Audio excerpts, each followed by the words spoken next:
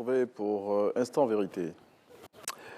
Plus grande ville de la Côte d'Ivoire, elle concentre à elle seule plus de 20% de la population du pays.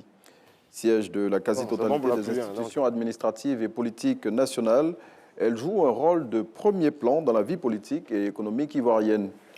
Tous ces atouts font d'Abidjan, puisque c'est d'elle qu'il s'agit, un pôle d'attraction qui attire les populations de toutes les contrées de la Côte d'Ivoire, des pays du continent et au-delà, situations qui, on l'imagine, occasionnent des crises dans des secteurs tels que ceux du logement, des transports ou encore des infrastructures. Eh bien, afin de mieux comprendre cette situation, nous recevons aujourd'hui dans ce numéro d'Instant Vérité M. Magloire Ndei, chef de bureau de la Fondation Friedrich Naumann pour la liberté ici à Abidjan. Bonjour. Monsieur Ndei. Bonjour. Et merci de répondre présent chaque fois que nous vous invitons pour Instant Vérité. L'effectif total de la population qui réside en permanence sur le territoire ivoirien est estimé à 28 millions d'habitants. Ce n'est pas moi qui le dis, ce sont les chiffres préliminaires du dernier recensement général de la population et de l'habitat. Et Abidjan, à elle seule, abrite plus de 20% de cette population, soit plus de 6 millions de personnes. Bon, on peut le dire sans risque de se tromper, Abidjan étouffe, franchement. Oui, Abidjan est doux, mais en même temps, ça pose aussi... Non, Abidjan étouffe. Hein. Abidjan étouffe, ok. Oui, d'accord. C'est vrai que c'est doux, mais ça étouffe. Effectivement. Mais en fait, la situation d'Abidjan est la même configuration que beaucoup de pays dans le monde, notamment ce qu'on appelle les grands mégalopoles. Oui. Il y a 3 facteurs qui peuvent justifier cela. Le premier facteur, il est économique. Okay. Donc, toutes les populations qui vivent en milieu rural ont tendance à venir en ville pour trouver du travail. Bien évidemment. Donc, le développement du commerce, l'industrialisation attire, bien entendu, les populations qui ont envie d'avoir une situation économique beaucoup plus meilleure. Le deuxième facteur, c'est le facteur social. Donc, le fait que les villes comme Abidjan sont beaucoup plus modernes. Tout le monde a envie de vivre dans la modernité, dans un espace où il y a un peu plus d'équipements, des équipements socio-économiques. Et puis, le troisième facteur, c'est aussi la dynamique politique. Quand vous regardez, toute l'activité politique institutionnelle se concentre à Abidjan. Donc, si vous voulez mener une activité politique qui a du sens, ou en guillemets, ou qui a un écho national, c'est Abidjan. C'est Abidjan, malheureusement. Donc, tous ces facteurs font que Abidjan attire le plus de population. Et puis aussi, n'oublions pas, il y a des facteurs conjoncturels que nous avons, comme les crises. La crise politique que nous avons connue, tous ceux qui étaient aboiqués dans des grandes localités, voilà, dans les zones CNO, se sont rabattus sur Abidjan et ne sont plus repartis. Donc voici des facteurs qui justifient la situation d'Abidjan, mais il y a des solutions qu'on peut trouver pour essayer de pallier à cela. Mais justement, en parlant de solutions, les autorités ivoiriennes font ce qu'elles peuvent, hein, et puis, l'étau, quand même, a du mal à se desserrer sur la capitale économique ivoirienne. Oui, parce que, alors je pense, quand nous regardons, le gouvernement fait des efforts. Donc, on voit à Abidjan, il y a des infrastructures qui sont développées au niveau sanitaire, au niveau des équipements socio-économiques comme les écoles, les centres de santé, tout ça. Aussi, au niveau de l'intérieur du pays, il y a des efforts qui sont faits. Mais je pense qu'il faut qu'on aille au-delà. Il faut qu'on aille au-delà. Bon, j'ai la chance de visiter beaucoup de localités en Côte d'Ivoire.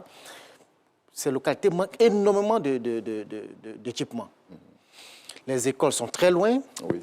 Il n'y a pas d'activité économique véritable en dehors du secteur agricole. Donc le secteur primaire qui se développe, mais le secteur secondaire et tertiaire ne se développe pas. Il n'y a pas d'industrie. Si vous partez en dehors de quelques villes, peut-être Bouaké, un peu...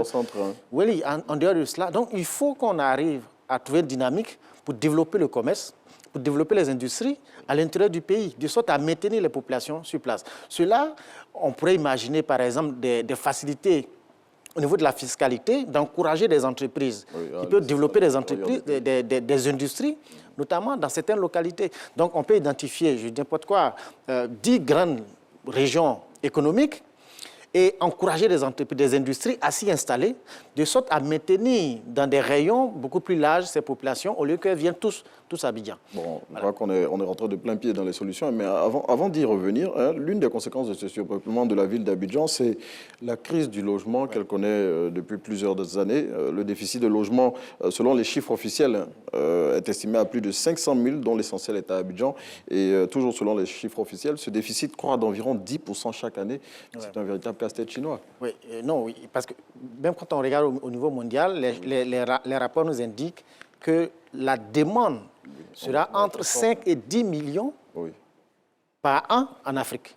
5 et 10 millions de demandes. Mais cette crise de logement, on peut la regarder à deux niveaux. Donc, il y a l'insuffisance de logements, il n'y a pas suffisamment, c'est vrai, mais il y a aussi la qualité.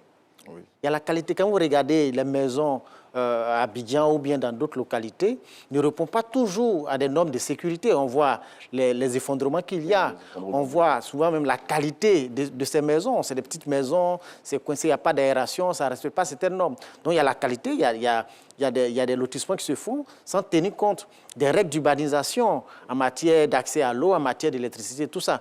Donc il y a l'insuffisance, mais il y a la qualité. Cela peut se justifier par plusieurs facteurs. Qu'aujourd'hui, le cadastre n'est pas toujours sécurisé. C'est-à-dire que le foncier n'est pas toujours sécurisé. Donc, des gens ont peur d'y investir. Je peux acheter un terrain, ce terrain est vendu à plusieurs personnes. Donc, il va falloir sécuriser ce terrain. On assiste à plein de situations de ce type-là, d'ailleurs. Et voilà, donc c'est des facteurs qui peuvent justifier aussi le fait que des gens ne veulent pas investir. Ou ça prend du temps, l'investissement, ça demande beaucoup d'investissement. C'est aussi des facteurs comme l'accès au foncier, au titre foncier, aux documents officiels, donc la lourdeur administrative. Il y a des gens que je connais ça fait 5 ans, ça fait 10 ans pour certains. Pour avoir un titre foncier, c'est difficile. C'est vrai que le gouvernement dit qu'il fait des efforts en la matière, mais cela ne facilite pas l'investissement. Aussi, il y a la technologie de construction. Le monde évolue. Aujourd'hui, il y a des technologies plus avancées. Il va falloir qu'on se mette à jour de ces technologies. Il y a des maisons, j'ai vu dans des pays, des maisons peuvent se construire en 5 mois, en 6 mois. Voilà. Ici, on a encore des matériaux de construction qui sont encore très anciens. Donc, il y a une dynamique dans le secteur pour qu'on aille plus vite et plus rapidement. Mais en tout cas, on espère que toutes ces solutions-là seront apportées pour que l'offre de logement soit plus élevée, parce qu'il est compliqué pour les populations ivoiriennes de se loger. Et naturellement, la faible offre de logement a impacté les coûts des logements qui prennent l'ascenseur. Dans tout Abidjan, franchement, peu importe le quartier aujourd'hui, les coûts des maisons sont à un certain niveau. C'est la loi de l'offre et de la demande. Donc, c'est une loi économique. Donc, si on crée un environnement qui permet aux gens d'avoir accès facilement au foncier, d'avoir accès facilement au logement, cela peut... Regardons par exemple, je pense que dans une stratégie de dynamiser ce secteur, le gouvernement pourrait réduire les taxes et les impôts dans ce secteur. Par exemple, le gouvernement peut dire, sur 2 ou 3 ans, pour permettre aux Ivoiriens eux-mêmes de se construire des maisons. On a tenté la politique du logement social. Je pense que le bilan est mitigé. Le bilan est mitigé. Mais on peut se dire qu'il faut permettre à chaque Ivoirien lui-même de se construire une maison. Donc, on peut réduire le coût, la TVA, les impôts sur, par exemple, le ciment, sur le fer, sur un certain nombre de choses, de sorte qu'à baisser le coût des matériaux pour permettre à chaque Ivoirien d'avoir accès à un logement. Mais il y a aussi les facteurs administratifs, par exemple, les aides notariées et autres, qui coûtent cher. Donc, qui coûtent cher. Bon, j'ai rencontré un cas récemment, une amie qui est européenne, qui veut s'acheter une maison. La maison fait 150 millions. Elle dit, mais dans un contexte qui est le nôtre, qui est suffisamment instable politiquement en termes de sécurité, acheter une maison à 150 millions ici, elle ne trouve pas ça pertinent. Elle a acheté une maison en France. Par exemple, donc voilà, je veux dire ça coûte cher, les aides notariées et autres, il y a tout ça qui sont des facteurs qui font que les maisons coûtent extrêmement cher. Donc, on peut desserrer un peu les taux pour que ça soit possible. En tout cas, je tiens à signaler que vous êtes diplômé en géographie urbaine et économique, humaine plutôt, géographie humaine et économique, donc vous savez de quoi vous parlez. Le chantier de la décentralisation lancé par l'État ivoirien avance à son rythme. Et selon vous, qu'est-ce qu'on peut faire pour le booster, pour résoudre cette équation-là aussi du logement? Alors, la décentralisation est aujourd'hui l'une des clés pour qu'on sorte de ces situations de concentration à Abidjan. Il faut que le gouvernement, c'est une volonté politique, il faut que l'État de Côte d'Ivoire, notamment le chef de l'État, décide effectivement qu'on décentralise. C'est-à-dire, depuis 1983, par là, nous avons un cadre légal. Mais est-ce que toutes les structures qui sont mises en place ne vont pas dans ce sens? C'est pourquoi il faut une volonté. La décision, l'environnement, que les lois sont déjà prises, il faut que le gouvernement décide de faire partie certaines administrations, notamment Yamoussoukro. Regardez par exemple. Qui sont mis en place, est-ce que ce n'est pas déjà le début de commencement de cette décentralisation là, de façon effective? Là, le district rentre, si j'ai bien compris les dispositions qui ont été prises, ça rentre un peu plus dans la déconcentration. Parce que je ne vois pas, les districts n'ont pas de pouvoir de développement en tant que tel. La loi dit d'une certaine coordination de l'action du gouvernement. Oui. Donc, ce n'est pas vraiment des acteurs de développement au sens comme le président du conseil régional. Oui. Donc, il faut une décision politique pour que l'administration puisse partir à l'intérieur. Il faut aussi que les moyens soient donnés aux collectivités locales. Alors, si vous regardez le budget national, le budget de la Côte d'Ivoire, pas 10%, pas plus de 10% viennent aux collectivités locales. C'est-à-dire que si vous prenez un budget de la Côte d'Ivoire de 8 000 milliards, les collectivités locales, donc les près de 233 collectivités locales, donc si vous prenez les 200 communes, les 31 régions et les 2 districts par exemple, n'ont même pas 500 milliards par an. Il y a des communes en Côte d'Ivoire qui, en termes de budget d'investissement, n'ont même pas 100 millions. Il y a certaines communes, il y a quelques années, qui avaient à peine 50 millions par an. Dans un rayon de 10 km, qu'est-ce que vous pouvez faire avec 10 millions? Donc, tout le budget est concentré au niveau national. Oui. Cela peut entraîner donc souvent même le clientélisme, parce que quoi, un maire, pour qu'il ait les moyens de développement, il est obligé d'aller voir un peu au ministère des infrastructures pour avoir quelques bitumes, aller voir au ministère de la Santé pour avoir quelques dispensaires, aller au ministère de l'Éducation nationale pour avoir quelques écoles. Cela peut entraîner du clientélisme politique et ça fragilise le développement. Donc il faut qu'on arrive à transférer effectivement les pouvoirs aux collectivités locales, accompagner ces transferts de pouvoir des moyens pour que les collectivités travaillent.